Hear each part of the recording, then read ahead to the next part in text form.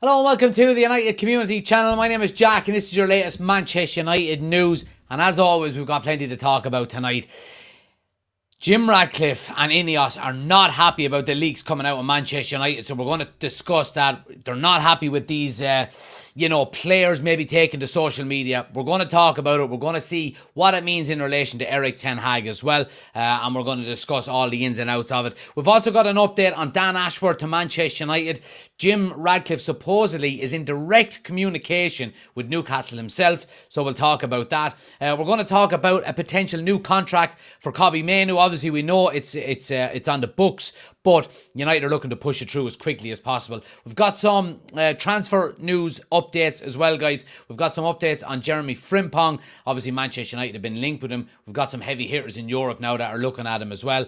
And what does it mean to Bayern Leverkusen? You know, how likely are they to sell some of their top players this summer? We've got an update on Jared Brantwaite as well to Manchester United, and our Manchester United kind of distancing themselves a little bit from it. And finally, Michael Elise. We've got a small update on that as well. But please smash a like on the video, guys, if you haven't done so already. Hit subscribe if you are new to the channel. And as always, do get your comments into the comment section and we'll go through them as much as we can. And we'll be as interactive as possible. I'll be reading out all of the comments on YouTube. So anybody on TikTok, if you want to come over and join us on YouTube, link is on the homepage. Come over to YouTube, hit subscribe and get your comments in. I'll be reading them all out over there.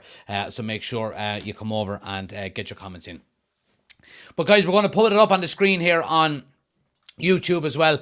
We're going to start, of course, with Jim Radcliffe. And reports coming out from Graham Bailey today suggesting that Jim Radcliffe is angry about the constant leaks emerging from the club and also the use of social media to criticise the club. He will not get personally involved, but he has already made it known that he backed Ten Hag over the Sancho situation, and going forward he will not put up with further indiscipline. Now again, this is on the back of course, seeing Garnacho liking a negative tweet over the weekend. And then, of course, we know that Ahmad came out as well with his Instagram post with the closed mouth emoji, and it's just not a good look on the club. We've mentioned this on numerous occasions. We've mentioned this on numerous occasions, and it's been happening for years at United. It's this player power and social media influence within the club that players think that they can, just take to their social media accounts and criticise the manager and the club and so on and so forth whenever they like. You do not see this anywhere else. You do not see it at Liverpool, City, Arsenal, Spurs, Newcastle, Chelsea. You don't see it. It just does not happen. But it tends to happen at Manchester United all the time. And it tends to happen at Manchester United in the second season and the third season of a manager's reign. It's rinse and repeat. And we've said this so many times that it looks to me as if these players and, these, these so-called Manchester United players, some of them have checked out and they have, maybe written the season off. Maybe not the entire season because we're still in the FA Cup, but certainly the Premier League. And I think it's terrible to see. Now, Jim Radcliffe, I'm loving this story more than any other story that I've heard over the last 2 or 3 months since Jim Radcliffe has been in charge, because it's about setting standards. Now, again, I've mentioned this before. I don't know, can we go out and actually put things into players' contracts where they're not allowed to go on social media or they're not allowed to talk about the club or the manager? I'm sure there is. Is it freedom of speech to do that, to be able to go on social media? I don't know. I'm not a lawyer or a solicitor or whatever it may be, so I'm not 100% sure. However, what I would say is that if there is something that we could put into players' contracts that, limits their use of social media, then I think it would be benefit to everybody going forward in relation to Manchester United and the negativity that we see surrounding the club. But it's great to see that Jim Radcliffe is starting to put some control in place over this and said, look, we're not going to tolerate this. If you do want to go onto social media and you do want to, be negative against the club that pays your wages or against the manager that picks you week in, week out, then you're going to pay the consequences. And that's fantastic to see. And I think it's quite clear that, Jim Radcliffe and Ineos have backed Eric Ten Hag over the Sancho situation as well, as we can see on screen here. Because United were adamant that they wanted him out in January. And look, we'll talk a little bit about Sancho as well while we're on the subject, because there has been some updates in the past maybe hour or so in relation to, maybe a couple of hours in relation to Jadon Sancho. And this is coming out from Peter Hall as well. Let me bring it up on the screen here. Apologies. So Jadon Sancho is not giving up on his Man United career just yet, with Eric Ten Hag's future looking increasingly uncertain. Should Ten Hag go in the summer and a new manager come in, sources close to the player insist he would be open to starting again. Of course he would. Why wouldn't he, with the amount of money we're giving him? He will never get that kind of money anywhere else. But the fact that we're hearing these reports coming out now that, Jim Radcliffe is, personally backing Eric Ten Hag over the Jadon Sancho situation, kind of gives me the impression that, these kind of reports, again, we've heard these reports a month or two ago about Jadon Sancho not giving up on his United career, and these kind of reports tend to surface every time United go through a bad patch and there's a bit of pressure on Eric Ten Hag. Now, will Manchester United bring Jadon Sancho back if Eric Ten Hag is not there? His loan will end at the end of this season, and obviously Manchester United do want to sell him. Now, Bruce's price is right, and if the price is not right, then Jadon Sancho doesn't have to leave if he doesn't want to. He's got a contract at Manchester United. And I think if Eric Ten Hag is relieved of his services in the summer by Ineos and by Manchester United, then I think Jadon Sancho could well just dig his heels in and say, I'm not fucking leaving. Because he's on so much money. He's got a contract there, and Manchester United are not going to pay him out of his contract just for him to leave. That would be a very silly thing to do. So, look, I mean, these reports coming out about Radcliffe being angry about social media is something that is we've seen for so long, these leaks coming out of the dressing room, and they're never positive leaks. So the fact now that we're hearing these reports that Radcliffe is starting to clamp down on him is music to my ears, and music to the majority of Manchester United fans' ears, that has to be said. Like I said before, we do not see these leaks come from any other club. Name them. Man City, Liverpool, Arsenal, Newcastle, Spurs, Chelsea, Villa, all of these kind of teams. You just do not see these kind of leaks coming out. But it tends to happen at Manchester United all the time. So now that we're hearing that Jim Radcliffe is coming out and he's very angry about it, and he's starting to, clamp down on it. And the fact that he backs Eric Ten Hag over, the whole Sancho scenario is something that is really good. He's starting to put some rules in place. And he's not going to take any bullshit. And that's what I like to see, because far too long we've seen player power at Manchester United. And by the looks of things, Ineos wanted to stop. And that's, that's music to my ears, it has to be said. Let's see what people in the comments are saying here on YouTube. Danny says, in my opinion, there should be something put in players' contracts that they can't use social media to complain and call out the manager. It's so unprofessional. It makes the club worse. Rich says, we have a game against Coventry, especially after our latest displays. Oh, yeah, well, Coventry won't be any pushovers. Absolutely not. Neverword says, Bruno, Rashford, Sancho, Anthony, McTominay, Garnacho, Diallo, Lindelof, Casemiro, Martial, Varane, Shaw. That list is, in fact, a loss of players I want flung as far away from the club as possible. I would take Bruno out of that, and probably Luke Shaw. But the rest I agree with. He also says, have them sign NDAs, and if a leak gets out, hold them all responsible, fine them all, and shortly the rat will be outed. The players will turn on the snitch. Snitches get stitches. Snitches get stitches. Finn says, don't want Bruno to go anywhere. He's the only one that really cares. Any wonder he loses his shit with what's going on around him. 5 goals and an assist in the last 6 games shows he's our go-to man. Yeah, look, I mean, Bruno is not having a good... Bruno Fernandes is not having a good season. But the only reason he's not having a good season is because his standards are so high over the last 4 years since he signed for Manchester United. Look, I understand that Bruno Fernandes can be, quite petulant, And that is one thing that does annoy me about him. I don't like seeing that on the pitch. However, you cannot ever question Bruno Fernandes's commitment and work rate.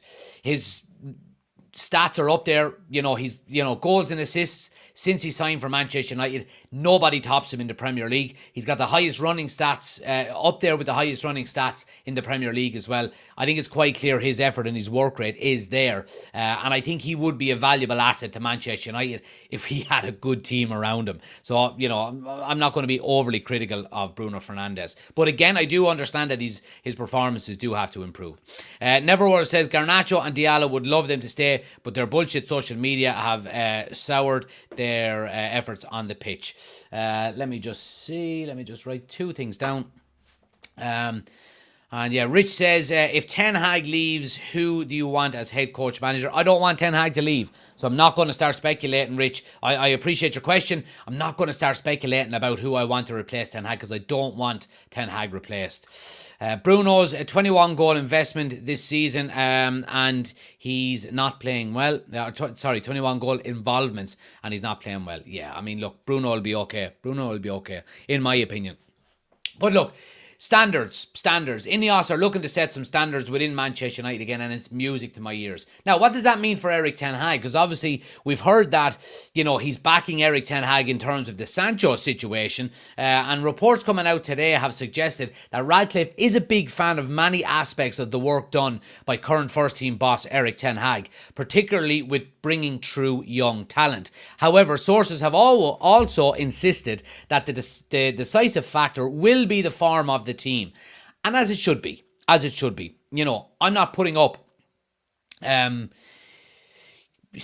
positive stories about Erik Ten Hag just because I want him to stay. We'll report what news is coming out there. There's been plenty of negatives that we've talked about over the last few days, but this report coming out from HITC Football, which obviously is not the most reliable of sources, but again, what is at the moment? We've been listening to the likes of Samuel Luckhurst for the Manchester Evening News, who just because he has a degree think that, fans that don't go to Old Trafford are not real fans of Manchester United, which is absolute bullshit.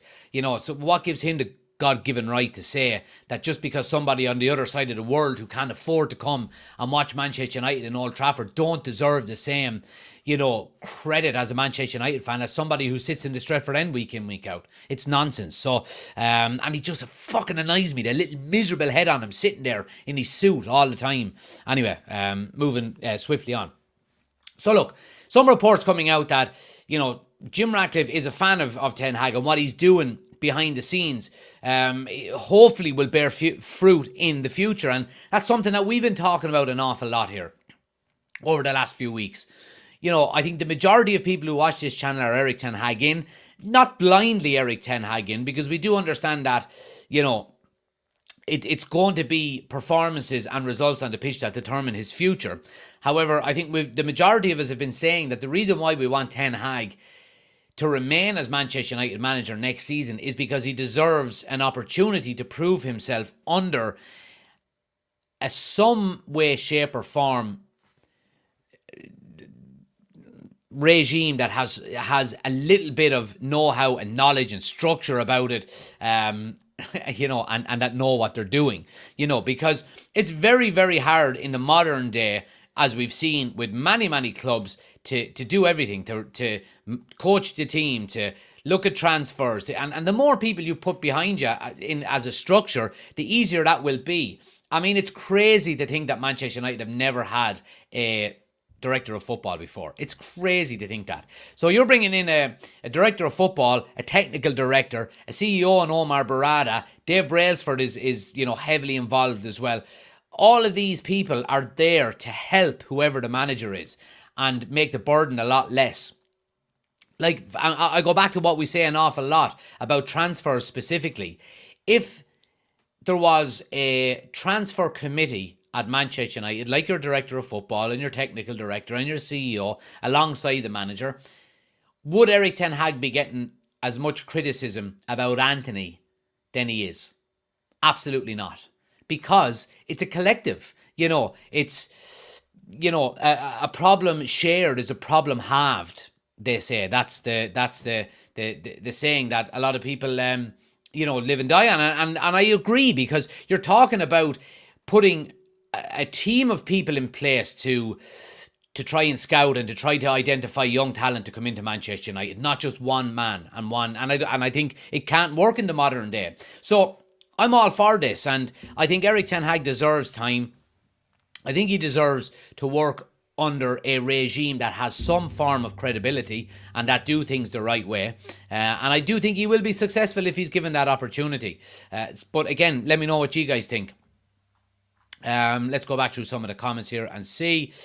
Chris is in, says he's recovered from the Masters. Rich says, I agree, he is the man to take us forward. It's the players need to take responsibility. Miguel says, give Erik Ten Hag more time and start getting rid of bad seed players. Neverworld says, I think Jim sees the vision he wants, something the Glazers won't ever know about, and Jim is going into the summer and tell the team above Ten Hag, and tell the team above Ten Hag now properly in place to back this bald beauty.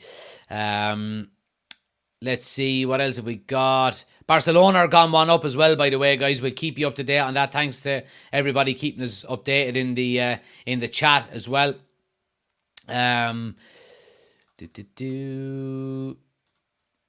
What else have we got here on YouTube?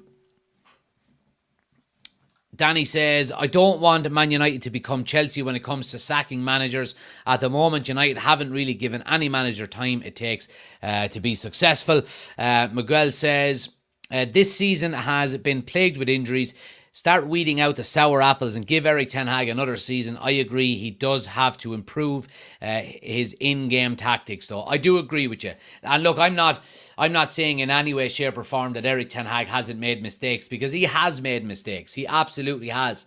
But I think given the right structure and being able to bring in the right players around him, I think he would be a lot more successful. Billy says, stop making excuses for him, Jack. Talking about structure, buck stops with the manager. Well, how many managers are going to get sacked when the same kind of players are playing there? Your Rashfords, your McTominays, your Maguires, your Martials, your Sanchos, your Luke Shaws, your Lindelofs. How many more managers are going to get the bullet under these group of players?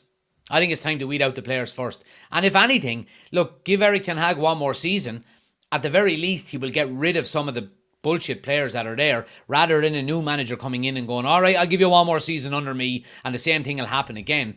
I think Erik Ten Hag is 2 years down the line now. He knows who he wants to get rid of and who needs to be gone out of the squad. If anything, if he's given 12 months and he doesn't succeed next season or improve next season, and we get rid of him at the end of next year, then at least we will have a better playing squad, and some of the bad apples will be weeded out, Chris says, Ineos needs to come out in support of Erik Ten Hag. They need to stop the negativity. They can come out and say he's our guy. If they choose to change their minds, then so be it. But give Erik Ten Hag the ability without negativity.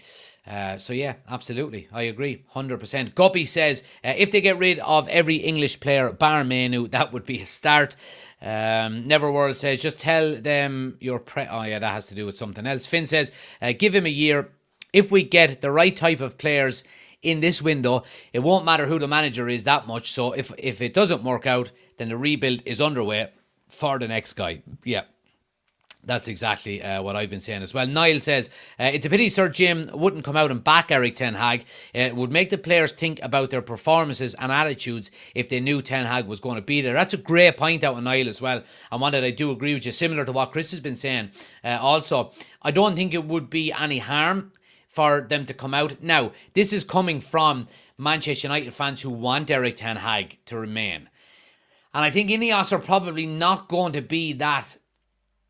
I won't say stupid, but they're not going to jump the gun, because it can still get a hell of a lot worse. If they come out and back Erik Ten Hag now, today, for example, and say he's going to be our manager next season, then we get bet 3-0 by Coventry on the weekend, we're going to be going, oh man, why did I fucking do that?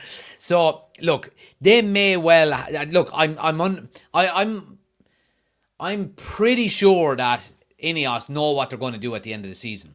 And I think we will find out at the end of the season.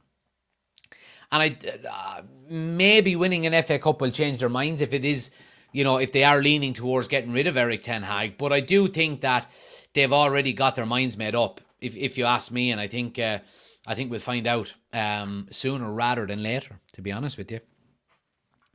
Neverwhere says, these managers are probably coming in and saying, you've got a season to prove to me you're good for the club, and the dressing room abandon him to keep their wages. Yeah, it's so clear to see. I've done a TikTok on it. We were speaking about it, was it yesterday morning on the morning news show. Tune in at 10 o'clock every weekday morning, by the way, for those of you who haven't, or watch it back on your lunch break, whatever it may be. Yeah, I was saying that it's so clear to see. We're going through the same cycle again now with Erik Ten Hag. Then we did with Rangnick, then we did with Ollie, and that we did with Mourinho. It's so obvious for me to see. And I look, I'm not giving out to Manchester United fans for wanting Erik Ten Hag out. Everybody is entitled to their opinion. I'm a bit baffled that more fans can't see what's happening. I'm baffled by it. On top of having 67 injuries this season. You know what I mean? So, there we go. Rich says, players should be deducted wages if performing poorly. Well, the problem with that, Rich, is that you would never be able to sign anybody decent. That's the issue. Nobody would sign for you. Finn says, will Ineos be ruthless and raid Nice for Todibo? Well, there's been heavy links with Todibo for Manchester United. I think we can get him for about 40 million. He's got a release clause, I think. Chris says they can back him for this season. They don't squash all this other speculation like Southgate and stuff. Yeah, I agree. Niall says, Coventry beat us. If Coventry beat us, I'll still back Ten Hag. He's made some questionable decisions, but he's working with a bunch of snakes. There we go. And Oshin is in. He says, it comes to pounds, shillings and pence. And I hate to say it, but easier to get rid of one. Yeah, I agree. But you would hope though as well, Oshin, and just to throw maybe a counter argument back at that, you would hope with bringing in the likes of Dan Ashworth and Omar Barada and Jason Wilcox and so on, that we will get better at negotiating players out of the club as well, and not give players such silly wages coming in. So maybe it might become easier to actually start selling some of the players as well. But I do 100% take your point there about getting rid of a manager. Do want to move it on, guys. I want to talk about Dan Ashworth and the structure behind the scenes. And obviously we know that talks have been ongoing with Newcastle for a couple of months nearly now, it has to be said, about Dan Ashworth being I won't say the new director of football at Manchester United, the very first director of football at Manchester United, which is crazy to think. And according to reports today, Radcliffe in recent weeks has been holding talks himself directly with Newcastle director Amanda Staveley as the club try to thrash out terms. The North East club have been demanding 20 million to release Ashworth from his contract. Radcliffe is pushing for Ashworth to be in charge ahead of the summer business. The club also hope to have Southampton's Jason Wilcox, who will work under Ashworth, in place as technical director. Now again, look, we've spoken about this. Is that the right? We've spoken about this. I think that's the right grammar, isn't it? We've spoken about this. We spoke about this. Whatever. We spoke about this. Spoke, I think, is better. We've spoke about this on a number of lives that we've done, and the importance of getting these guys in behind the scenes as quickly as possible. Because, sorry, my chair is losing its height, and I'm small enough as it is. So the importance of getting these players, these people in behind the scenes, Dan Ashworth, Jason Wilcox. We know Omar Barada is going to be in place for the summer transfer window, and that's good, and that's a big positive for United. Dan Ashworth is the number one signing this summer. Dan Ashworth is the most important signing Manchester United will make this summer, in my opinion. Because we've said before, now we do know that, look, I mean, the 20 million that Newcastle are demanding for Ashworth is very high. for a director of football. Now, the one thing I would say about that as well is that Newcastle demanding that amount and United, dragging their heels is not helping Newcastle either. They're without a director of football also. And if they don't lower their terms, it doesn't look like United are going to come up to 20 million. There's going to have to be some kind of, even ground to fall upon, because, both clubs are without a director of football at the moment. Now, when we're talking about 20 million for Dan Ashworth, the amount of money that Manchester United are looking to invest this transfer window and probably next summer's transfer window as well, 20 million is pittance in comparison to what we're probably going to spend. Now, is 20 million pounds to get Dan Ashworth in before the summer transfer window worth it, given how good he can be in a transfer window? Or do you stumble through another one again? Now, I don't know what Omar Barada and Jason Wilcox are going to be like working together. We've heard from this report here as well that Jason Wilcox will be coming in and will be working under Dan Ashworth. Now, I would presume if Wilcox is in first, he will report to Omar Barada until Dan Ashworth comes in. Now, the one thing I would say is that, sorry guys, anybody on TikTok, if you want your comments read out, jump over to YouTube. I do apologise. Link is on my homepage. Come over to YouTube. We're live over there as well. We're reading out all the comments over there. I do apologise if I don't get to them, and thanks to everybody for the gifts as well. But come over to YouTube if you want your comments read out. So yeah, look, I think getting, the likes of Ashworth and Wilcox in before the start of the transfer window is vital. We've got a narrow window here, a narrow window to get things right.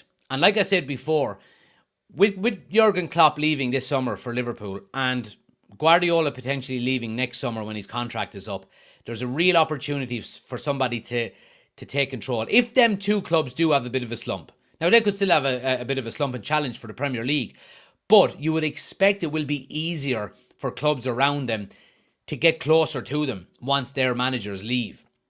And Manchester United have got a couple of transfer windows to get that right and to be well placed. Now, Arsenal are probably the best placed at the moment, given, where they are and the fact that they're already challenging for Premier League titles, so fair play to them. But United should not be too far behind over the next couple of years, you would hope, if we can do things right.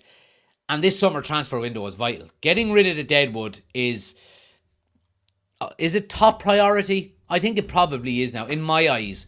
Getting rid of, the snakes and the deadwood. Like, if we look at this summer's transfer window, I think getting rid of the deadwood and the bad apples within the dressing room is probably more important than who we sign. Now, of course, we need to go out and sign players in areas like centre-back, centre midfield, centre-forward, so on and so forth. But I still believe that clearing out the bad apples and the shit players is what we need more than anything else in this summer transfer window. It's going to be a huge summer transfer window for United, and one that, look, I don't think we're going to sign 7 or 8 players, but if we could get rid of 4 or 5 players, first team players within the first team squad, Maguire, McTominay, Martial, Sancho, whoever else it may be, Greenwood, for example, them 5, and then bring in 5, I think that would be a brilliant summer transfer window. So it's vitally important. But I think clearing the deadwood is more important than actually recruiting, because I'm so sick of half-average players demanding big wages at United, and then we see these players coming out then going to the media and leaking things and so on and so forth. So a big clear-out is needed in the summer, in my opinion. And that starts with getting the likes of Radcliffe and Wilcox and all in as quickly as possible. Let's see. Neverworth says 20 million. Who the fuck would they suddenly think they are? Danny says, if Man United are to have a good summer transfer window and a successful one, we need Dan Ashworth in place to stop us overpaying for players and giving them stupid wages. Stu is in as well. Good to see you, Stu. Thanks for joining. Niall says, give them 20 million and get him in. We need a steady ship before next season starts. Kipiri is in. He says, cool update, bro. Much love. Appreciate it, my man. Thanks for joining us. I think you came over from TikTok, so good to see you over on YouTube as well. Finn says, with Champions League football and playing poorly, we aren't really in a great position not to pay top dollar for quality players. Yeah, exactly. And I mean, the more experience you have then at board level, like Ashworth, like Wilcox, like Brandao, you know, the easier the transition will be to going into a summer transfer window if we don't have Champions League football. You know, we're going to have to maybe unearth some, you know, hidden gems, and that's what these guys are there for. Niall says, we need to give Eric Ten Hag a chance. Look at Arteta's first season. The fans wanted him out. Now challenging for titles last 2 seasons. Spot on, Niall. Yeah, we've been saying it here an awful lot, and it's a recurring theme on the channel here with us. So, yeah, absolutely, I agree with you there. Now, some positive news, because we don't like to keep it all negative here on the United Community channel on YouTube and on Twitter. By the way, we are live. We go live every now and again on Twitter, which we are at the moment. So there's 8 people watching from Twitter. So every now and again we'll do a Twitter live. So anybody that's on Twitter, do hit the follow button. If you do want to subscribe to the YouTube channel as well, we do lives there daily. So make sure you are subscribing to the YouTube channel. The link is on my homepage as well. But I do appreciate you and welcome. So yeah, some good news, guys, and it's in relation to Kobbie Mainoo. Now, we do know that Manchester United are quite keen to get a new contract signed for him. And reports from Fabrizio Romano today are saying United are pushing talks to extend Kobbie Mainoo's contract by this summer after initial discussions in February. Ineos want Kobbie to be one of the faces of the new project. New deal would see salary increase for Mainoo with several add-ons. And this is really good news. And the sooner it can be done, the better. These are the types of players, you know, it's very easy to talk about the negativity, but this guy is the type of player that you need to be building the squad around for the next minimum 10 years. You know, absolutely minimum 10 years. An absolute gem. And, you know, not only in terms of his quality, but looks like such a level-headed kid as well. I love the fact that his celebrations look like a guy who's been banging in 30 goals a season for the last 10 years. You know, he's just cool, composed, calm, and speaks quite well. I've seen him in a couple of interviews now, you know, at this stage. And, you know, he looks like he's got a level head on him and quite an intelligent kid. So these are and he's a local guy. He's a Manchester United fan. And these are the types of players that you need to be building your squad around. And, you know, we wanted Marcus Rashford to be that guy, and it hasn't worked out that way. So, Kobbie Mainoo is the one for me that we should be really, really going and building the squad around. Now, again, look, I do think we need a lot of patience when it comes to these young players as well. He's put in a couple of only okay performances the last few games, but like the majority of the players that are in the squad at the moment as well. And he's a young kid. He's 18. He's learning the game. He's not going to be, you know, have the same levels of consistency than you would see with, you know, a 28, 29-year-old who's been doing it week in, week out for, you know, the bones of 15 years. So I think for that reason alone, we do need to have a lot of patience. And I think it's, you know, and I do think Manchester United fans will have patience, you know, and I think that's one positive I would say about Manchester United fans in general. You know, that they're very lenient when it comes to players for a long period of time. You know, we've seen a lot of players at Manchester United, you know, just not be good enough for long periods of time. And for long periods of time, United fans stick with them.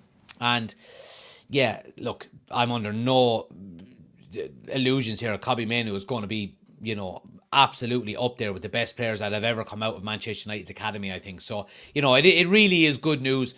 So, yeah, obviously we bring the good news as well. I do want to get on to a little bit of transfer news as well, guys. We'll do about another 10 minutes or so, and we'll let you all off to watch the Champions League then as well at the moment.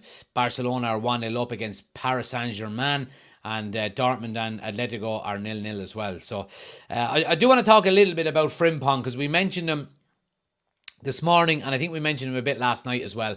Manchester United are heavily linked with him at the moment in terms of right back. He's got a 34 million release clause. However, there is going to be some competition, and that comes in the form of Real Madrid. They are mulling over a swoop for United and Liverpool target. Now, Liverpool supposedly have distanced themselves from Frimpong with the emergence of Conor Bradley at right back. So, I think that takes them out of the equation there. Look, they may as well, they may go back in. The thing about this is, it's going to be the player's decision. It's completely going to be the player's decision, because I think 34 million pounds for somebody of his quality is not an awful lot. So I think we are going to see multiple teams trigger his release clause in the summer. And I think United will probably be one of them teams.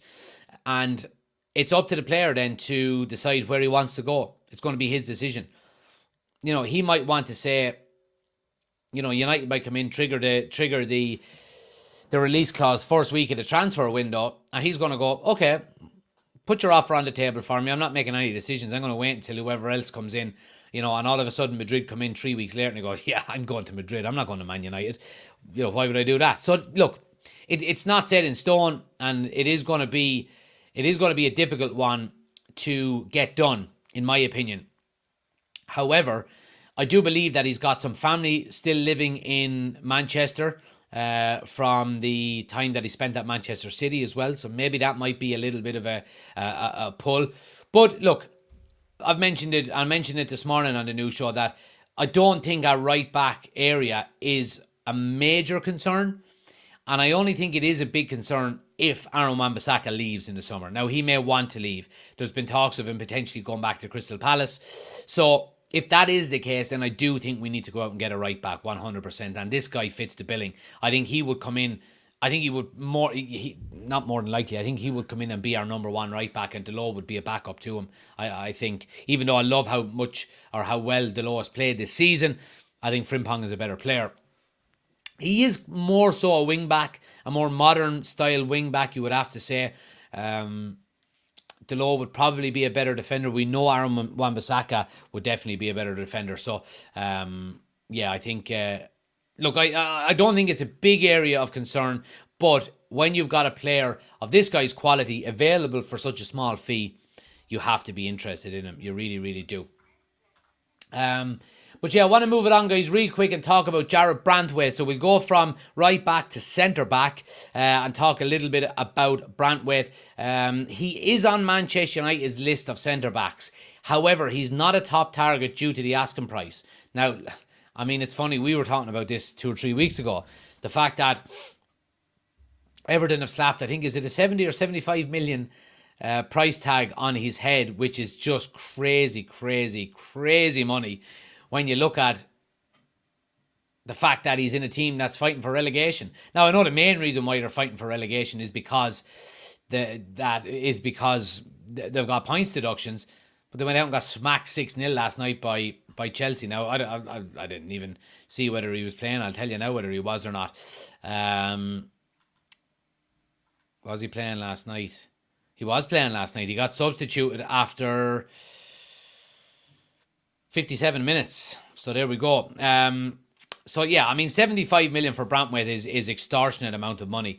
When you can get the likes of a Todibo for 40 million, I think is, and I think that's why we're seeing these types of reports coming out. And I think these are on the money. I think it's quite clear that he is on a list for Manchester United, but I don't think United are going to be paying 70 million for him. Absolutely no way, shape or form. No way, shape or form. But look, like I said, it's a very important summer, and it's one that I'm looking forward to. I won't lie. Look, let's see what we can do in the FA Cup, and let's see can we, obviously, hopefully beat Coventry on the weekend, and then you would hope that Chelsea do a number on City, because I think we've of course got a better chance of winning the FA Cup if it's City if it's Chelsea in the final rather than City. But look, I remain as positive as I can be we try and keep it as positive as possible here. Let's get down through some of the comments on YouTube here. Great to see so many people watching on YouTube, guys. The lives, the morning and evening lives have been kicking off nicely. So I do appreciate everybody taking time out of their busy schedule to tune in. Chris says, Frimpong will be a good signing, but is that really the first signing we should make? Exactly, Chris. Yeah, exactly. I agree with you 100%. Neverwhere says, reiterate the fact that he wouldn't need to learn a new language for the post signing presser in negotiations. Let's see. Jag Tag says, which is our priority area? Well, I think up through the spine. I think we need 2 centre backs. I think we need 2 centre midfielders, and I think we need a centre forward to help Rasmus Haaland. So yeah, that would be my priority. I said it the other day. It's like a mushroom cloud. I think if you start at centre back and go up, centre back, centre midfield, centre forward, it comes out. Then I think wingers, I think are the next area of concern, and then fullbacks. I think our fullback areas are pretty okay. I think if Luke Shaw and Malacia come back and let's hope they're not injury. I know Luke Shaw's been picking up some injuries, but I think even if you could get 30 games out of Luke Shaw next season and Malacia, it's just a one-off injury that he has and he's the backup, then I think that's completely fine. And I think if Delo and Aaron Wan-Bissaka are our right-back options, I'm okay with that as well. I think the spine needs to be fixed more than anything else. Everton balanced in the book, says Ushin. Yeah, well, they won't be balancing anything if they keep a price tag of 75 million on his head, because they won't get it. Chris says Frimpong gets to the back post instead of what Erik ten Hag does by inverting Delo to the centre of the park. The one thing I would say about that, Chris, is that if we can improve our central midfield, then you might not need one of your fullbacks coming in and making up the numbers. Now, I could be completely wrong on that. Let's see. Danny says, I'm glad Braithwaite not top target. He's a good player, but can't spend £75 million on one player. We need to be smarter with our money. Neverwhere says, Bremer and Todibo or just him. I know what I choose, 100%.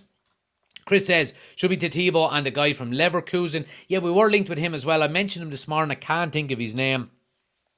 His name escapes me. Oshin says, for those of you wondering the shape of a mushroom, it's not just soccer here at UCC. There you go. I knew someone would come in about that. All right. We kept it nice and clean this morning because I mentioned the same on the morning show. Mohammed says, under new management, we would never pay that much for a defender of his value. I agree, Mohammed, 100%. Neverworld says, this ref's off his fucking you're talking about the game going on at the moment. But yeah, and JagTag says, any strikers you like the look of? I like Sesko. I like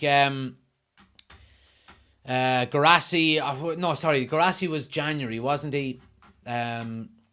See, the thing about strikers is, I think Sesko would probably be the best option for United because he's attainable at a decent price and he's young.